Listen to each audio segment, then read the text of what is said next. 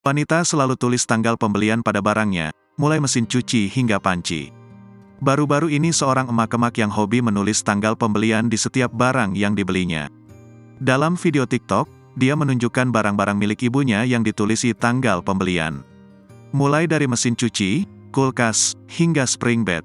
Bahkan tak cuma itu, gayung hingga panci untuk memasak pun tak luput dari pencatatan ibunya. Hanya bermodal spidol hitam, ibu pemilik akun tersebut menulis semua tanggal pembelian di barang-barangnya. "Apa cuma emak gue doang yang begini?" tulisnya. Entah apa tujuan dibalik perilaku emak-emak tersebut. Namun tak sedikit yang menduga jika emak-emak itu ingin tahu seberapa awet barang yang dibelinya. Ada pula yang berpikir jika hal itu sebagai salah satu cara agar tidak tertukar jika dipinjam orang.